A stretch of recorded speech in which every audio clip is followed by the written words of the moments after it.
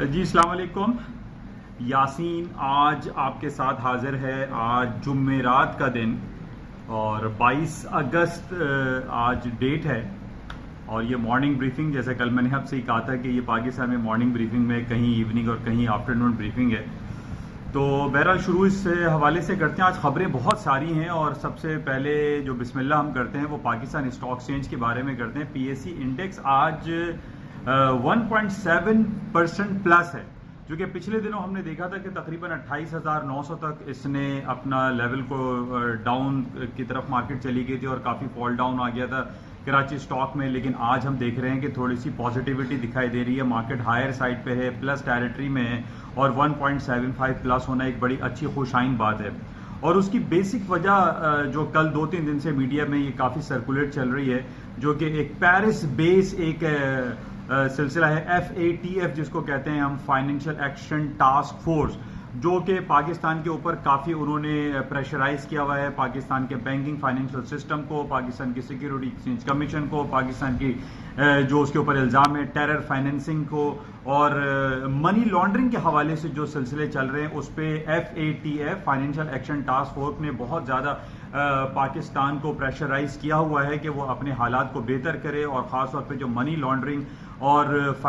Terror financing के हवाले से जो सिलसिला है उसको कंट्रोल करे और उसमें खासी पेशरफ्त करे, ताकि पाकिस्तान जिसका नाम इस वक्त ग्रे लिस्ट में आ रहा है, यानी पाकिस्तान बहुत सारे हवालों से ग्रे लिस्ट में कंसिडर किया जा रहा है, वो यानी वाइट लिस्ट में या प्रॉपर लिस्ट में या गुड बुक्स में नहीं आ रहा। और इसके अलावा हम दुनिया में बहुत सारे ममालिक को ये देख रहे हैं कि वो ग्रे लिस्ट में मौजूद हैं या ब्लैक लिस्ट हुए हुए हैं, जिसमें बहुत सारे ममालिक हैं, जिसमें पानामा और आपका इथोपिया और बहुत सारे ममालिक हैं जो कि ग्रे लिस्ट में कंसिडर किए जाते हैं, इवन के ब्लैक लिस्ट में कंसिडर किए जाते हैं। ये गुड न्यूज़ पाकिस्तान के लिए फिलहाल अभी तक मौजूद है कि पाकिस्तान ब्लैक लिस्ट में नहीं है बल्कि ग्रे लिस्ट में आता है। कल पाकिस्तान के लिए बड़ी इंपॉर्टेंट एक रिपोर्ट है FATF के हवाले से। कल पाकिस्तान सेंट्रल बैंक यानी स्टेट बैंक के जो गवर्नर है मिस्टर रिजा बाकर, वो एक रिपोर्ट पेश करेंगे FATF के हवाले से, जिसमें काफ़ी पॉजिटिव उम्मीदें आ रही हैं, जिसकी वजह से आज हम देख रहे हैं कि Pakistan stock exchange KSE 100 index जो है वो 1.7% प्लस है और 31,000 समथिंग पे मार्केट इस वक्त चल रही है, जो कि बहुत पॉजिटिव है। FATF की जो रूल्स एंड रेगुलेशन है और उनकी जो अहकामात हैं उनका मानना पाकिस्तान के लिए ज़रूरी है, क्योंकि जैसे कि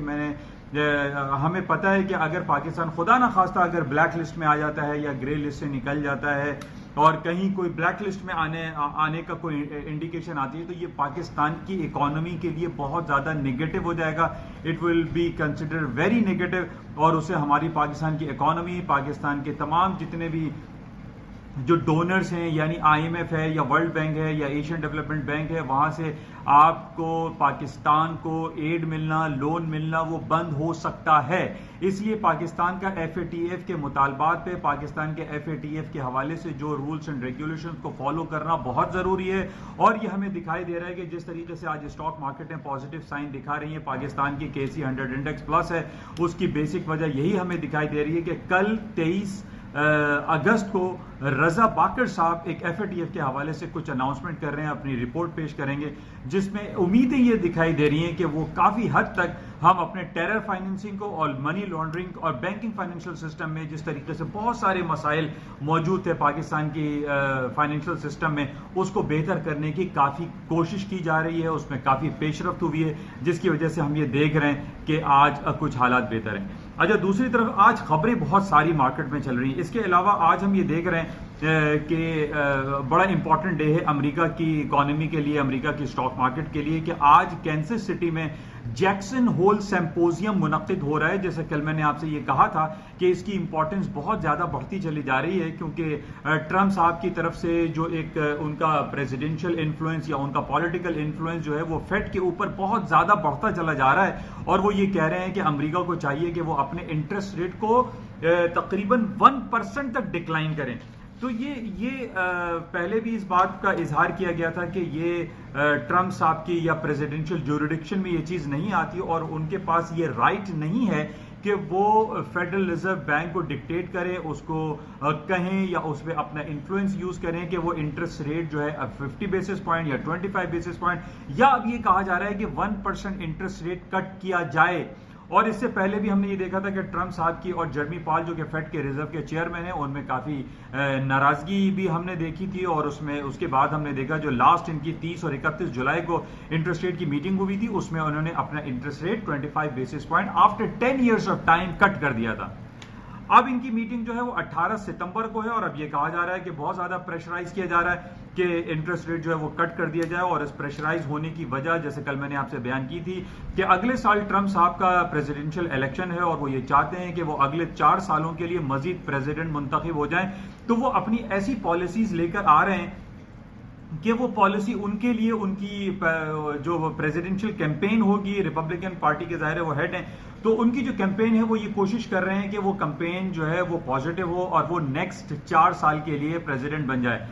इसका हवाला कल भी मैंने आपको दिया था। बैक इन 1972, 71, 72 में भी रिचर्ड निक्सन जब वहां के प्रेसिडेंट थे, उन्होंने भी यही काम किया था। जब 1972 में प्रेसिडेंशियल इलेक्शन होने वाले थे, उन्होंने फेड रिजर्व बैंक को प्रेशराइज किया था और उन्होंने इंटरेस्ट रेट कट या उस हवाले से कि पॉजिटिविटी आए, स्टॉक मार्केट है ऊपर की तरफ जाए। और यही तारीख आज हम देख रहे हैं कि 50 साल के बाद यही तकरीबन हो रहा है कि ट्रंप साहब जो है फेडरल रिजर्व बैंक को प्रेशराइज कर रहे हैं कि वो अपना इंटरेस्ट रेट कट करे ताकि उनकी इकोनॉमी मजीद ग्रो करे, हालात मजीद बेहतर हो, ताकि दुनिया में ये मैसेज जाए कि ट्रंप साहब की पॉलिसी की वजह से अमेरिका की इकोनॉमी दिन दोगुनी रात चौगुनी तरक्की कर रही है। तो बहरहाल ये आज सिलसिला चल रहा है। आज जैक्सन होल में मीटिंग शुरू होगी और कल शाम को 7 बजे यानी फ्राइडे इवनिंग 7 o'clock को जर्मी पाल वहां पे खिताब करेंगे, जिसका बहुत मार्केट शिद्दत से इंतजार कर रही है और इसमें हमें बहुत आउटकम दिखाई दे रहे हैं। अच्छा, ये 3 दिन की मीटिंग है, यानी आज स्टार्ट हो रही है, थर्सडे, फ्राइडे और सैटरडे इवनिंग में ये जाके खत्म होगी। इसका मतलब है कि सैटरडे नाइट को जो इसके कंक्लूडिंग रिमार्क्स आएंगे, यानी जैक्सन होल सिंपोजियम जो कि इकोनॉमिक कॉन्फ्रेंस है, जिसमें पूरी दुनिया के बड़े बड़े जो बैंकिंग सेक्टर्स के हेड हैं, बैंकिंग सेक्टर यानी सेंट्रल बैंक के हेड हो गए, उनके फाइनेंस मिनिस्टर्स हो गए, यानी यूनिवर्सिटीज के, कॉलेज यूनिवर्सिटीज के जो प्रोफेसर और लेक्चर, यानी बहुत बड़ी ये मीटिंग कंसिडर की जाती है। और इसका आउटकम जो आएगा वो सैटरडे की इवनिंग को आएगा। इसका मतलब है कि इसकी इवनिंग में जो भी आउटकम आएंगे उसका रिजल्ट, उसका इंपैक्ट मंडे मार्केट ओपनिंग पर होगा।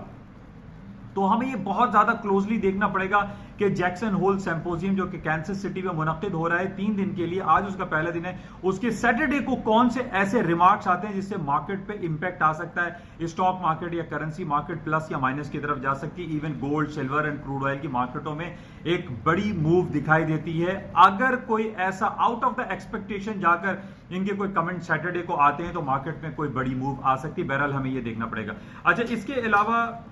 जो खबरें आज हमारे सामने चल रही हैं उसको हम थोड़ा रैप अप करते हैं। कल शाम को हमारे पास बहुत बड़ी मूव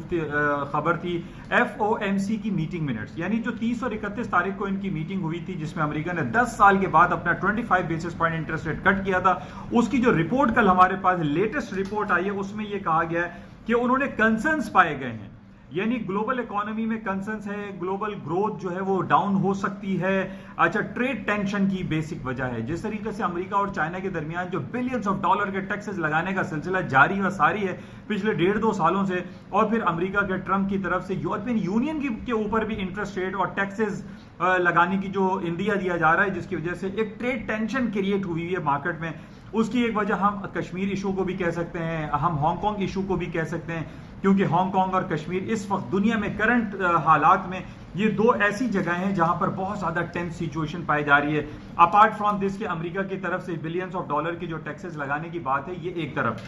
अच्छा, ये जो कल हमारे पास रिपोर्ट आई है इसमें एक और पॉइंट बड़ा इंपॉर्टेंट दिखाया गया है, बताया गया है, जिसमें ये कहा गया है कि जो 30 और 31 तारीख को फेडरल रिजर्व बैंक की मीटिंग हुई थी उसमें उन्होंने ये कहा है जो रेट कट के हवाले से तमाम जो गवर्निंग बॉडी के जो मेंबर्स थे वो एक पेज पे नहीं थे, यानी कुछ कह रहे थे काटो, कुछ कह रहे थे नहीं कट करो। तो इस वजह से हम ये देख रहे हैं कि एक मिक्स रिएक्शन उस दौरान जो 30-31 तारीख को पाया गया। अच्छा, इसी तरीके से जो आज मीटिंग हो रही है इसके आउटकम इस हवाले से बहुत ज्यादा इंपॉर्टेंट हो गए हैं कि जिस तरीके से मैंने आपसे कहा था कि ट्रंप साहब का इन्फ्लुएंस बहुत ज्यादा यूज हो रहा है, तो इसको हमें बहुत देखना पड़ेगा कि अभी जो 18 सितंबर को जो इनकी मीटिंग होगी क्या उसमें वो इंटरेस्ट रेट कट करेंगे या नहीं करेंगे। बहरहाल इसको हमें जहन में रखना है। अच्छा, इसके अलावा कल जब इसके आउटकम आ गए एफओएमसी मीटिंग मिनट्स के, उसके बाद हमने देखा कि स्टॉक मार्केटों में एक तेजी मंदी आई, थोड़ा सा मार्केट हायर साइड पे गए, फिर हमने देखा कि डाउनफॉल होना शुरू हो गई। लेकिन मैं काफी दिनों से आपसे ये बात इजहार बार बार करता चला आ रहा हूं कि अमेरिका की स्टॉक मार्केटों में डाउनफॉल नहीं है। यानी बहुत सारे लोग हैं वो ये कहते हैं कि भाई एफओएमसी की मीटिंग मिनट्स आ गए, रिजल्ट आ गया, अब मार्केटें फॉल हो जाएंगी, गिर जाएंगी। लेकिन मैं उनको हमेशा ये कहता आ रहा हूं कि मेरे पास ऐसे कोई इकोनॉमिक इंडिकेटर्स, ऐसे इकोनॉमिक जो उनके स्टैटिस्टिकल ब्यूरो की जो रिपोर्ट्स होती हैं वो मेरे पास नेगेटिव नहीं है। अमेरिका का जीडीपी रेशो ले लीजिए, अमेरिका का इंडस्ट्रियल प्रोडक्शन ले लीजिए, अमेरिका की कैपेसिटी यूटिलाइजेशन ले लीजिए, अमेरिका की जितनी भी जॉब ग्रोथ्स हैं वो तमाम की तमाम बेहतरीन है। मैंने आपको 3 बड़ी कंपनी जो AAA कंपनीज कहलाती हैं, यानी एप्पल, आईफोन, Amazon.com और आपका अल्फाबेट गूगल, ये 3 हो गए जो कि $300 बिलियन 3000 बिलियन डॉलर की अपनी मार्केट कैपिटलाइजेशन क्रॉस कर चुके हैं। इसके साथ माइक्रोसॉफ्ट है, Amazon, मोबिल एक्सॉन है, फेसबुक है,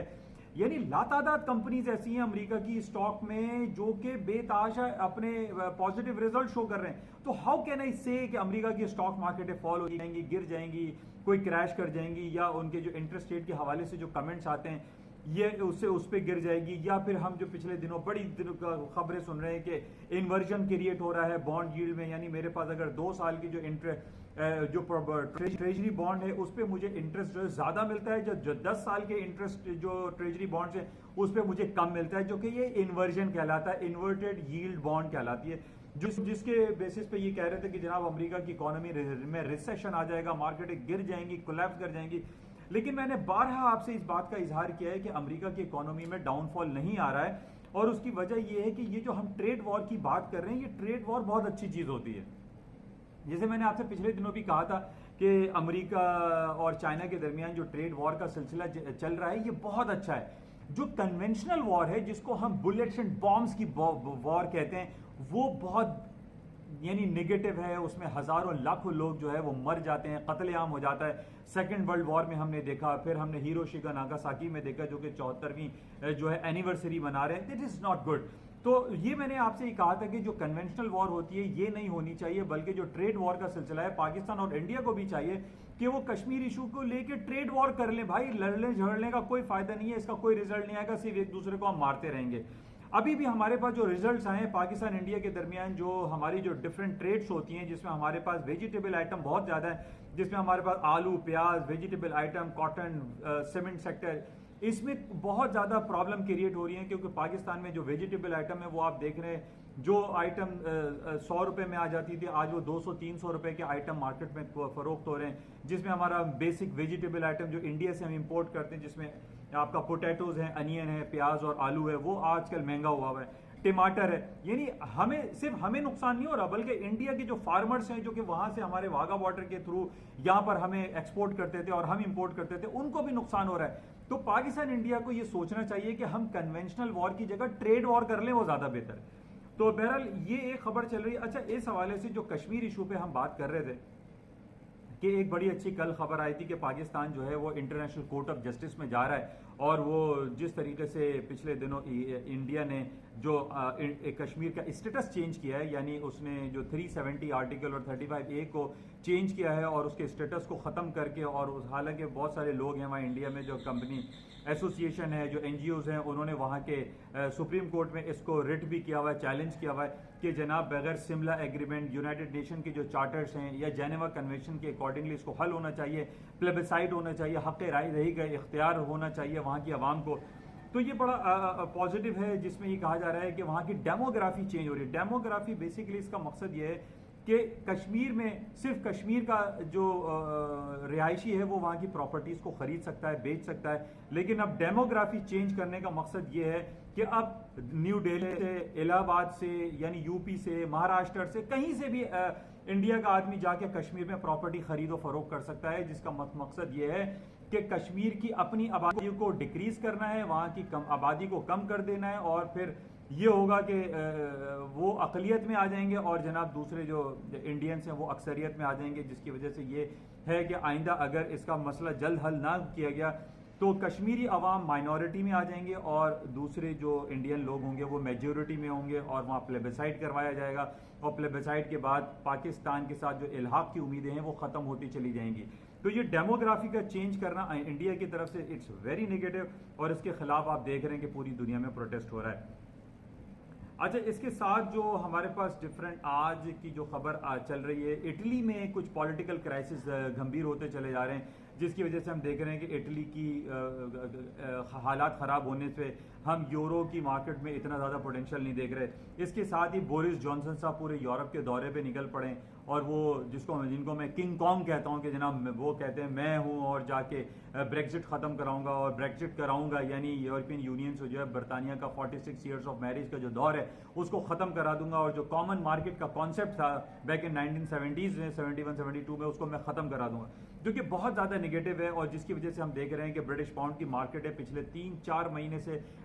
डाउनफॉल का शिकार है। वो लेवल जो मैंने 1.2440 का लेवल आपको दिया था वहां से मार्केट स्टिल अभी नीचे 2120 पे भी स्टर्लिंग की मार्केट चल रही है। गोल्ड की मार्केट 15.10 15.5-6 पे चल रही है, इसमें भी कोई ज्यादा मार्केट में मूवमेंट नहीं है। लेकिन मैं दोबारा आपसे ये कहूंगा कि गोल्ड की मार्केटों में मुझे डाउनफॉल दिखाई नहीं देता। मार्केट अभी 1505-6 पे डॉलर पर आउंस पे चल रही है, इसमें मजीद पोटेंशियल है। जब तक 1490 का लेवल नहीं टूटता गोल्ड की मार्केटों में तेजी बरकरार रहेगी। और इसके साथ ही ये मुख्तलिफ जो खबरें थी हमने आपके साथ शेयर की हैं और बाकी जो पिछले दिनों मैंने आपसे जिक्र किया था कि पूरी दुनिया, चाहे वो अमेरिका हो, कनाडा हो, बरतानिया हो, वो अकेले तनहा कुछ नहीं कर सकते। दूसरे तमाम ममालिक एक दूसरे के साथ इंटरकनेक्टेड होते हैं और इसी तरीके से ये हुआ कि हुआवी के ऊपर जो पिछले दिनों अमेरिका ने बैन लगाया था कि जनाब वो एक्सपोर्ट और इंपोर्ट और सॉफ्टवेयर को शेयर नहीं कर सकता, वो पाबंदी 90 दिन के लिए अमेरिका ने हटा दी है। जैसे मैंने आपसे ये कहा था कि जब इन्होंने हवावी पे बैन लगाया था तो चाइना ने भी यही किया था कि चाइना ने एप्पल आईफोन की सेल को बैन कर दिया था, रोक दिया था, यानी उसको डिक्रीज कर दिया था चाइना में। तो मैंने आपसे यही कहा था कि इस वक्त दुनिया जिन हालात में चल रही है आप तन्हाई में कोई काम नहीं कर सकते। इवन कि अगर कोई कंपनी है या कोई कंट्री है वो ये समझता है कि वो अकेले सरवाइव कर सकता है पूरी दुनिया में, ग्लोबल इकोनॉमी में, तो ये उसकी भूल है, वो गलती है, वो ये कभी नहीं कर सकता। इसी तरीके से इंडिया और पाकिस्तान अपनी पॉलिसीज को इसी हवाले से मेंटेन कर सकते हैं कि उनको चाहिए, जैसे कश्मीर का इशू चल रहा है, उनको टेबल टॉक्स करके डायलॉग के थ्रू इस मसले को हल करना चाहिए, लड़ाई झगड़े से कोई फायदा नहीं है। यही हाल हांगकांग का चल रहा है जो कि पिछले दिनों काफी वहां टेंस हालात हैं। अच्छा, जो हमारे पास डिफरेंट फिगर्स आ रही हैं, जो रिपोर्ट्स आ रही हैं, वो तमाम की तमाम पॉजिटिव है। मैंने इसीलिए आपसे कहा था कि अमेरिका की स्टॉक मार्केट में अभी भी डाउनफॉल नहीं है। कल for the time period market में जब एफओएमसी के मीटिंग मिनट्स आए थे तो मार्केट डाउन हुई थी, उसके बाद दोबारा ऊपर जाना शुरू हो गई। बहरहाल आज बड़ा इंपॉर्टेंट डे है, जैक्सन होल सिंपोजियम हो रहा है, आज उसका पहला दिन है। हम इंशाल्लाह देखेंगे कि इस पर मजीद और क्या खबरें होती हैं। और इसके अलावा एक गुड न्यूज सऊदी अरब वालों के लिए है, वहां की खवातीन को आज़ादी मिल गई है कि वहां की खवातीन जो कि पहले उन पे फॉर लास्ट 100 ईयर्स से ये जरूरी था कि उनके साथ कोई महरम मर्द होगा तो वो ट्रैवल कर सकेंगे, अदरवाइज वो ट्रैवल नहीं कर सकती। एक बड़ी गुड न्यूज है, डॉन में भी इसकी कवरेज आएगी, है कि वो खवातीन जो उनके यानी जो महरम कहलाते हैं, शौहर, बेटा, भाई, इसके अलावा वो अकेले भी ट्रैवल कर सकती हैं। ये गुड न्यूज़ है सऊदी अरब की खवातीन के लिए। इसके साथ ही आज आपके साथ मजीद राब्ते में रहेंगे और मैं फिर जाते हुए आपसे ये कहूँगा कि इस YouTube चैनल को ज़्यादा से ज़्यादा आप लोग व्यू तो करते ही हैं, इसके साथ आप इसको सब्सक्राइब भी करें, लाइक एंड शेयर करें, ताकि ये उर्दू ज़बान में एक सहल अंदाज में एक थोड़ा सा ओवरव्यू मार्केट में पता चल जाता है कि दुनिया में what is happening around us. तो इंशाल्लाह आपसे राब्ते में रहेंगे। Thank you.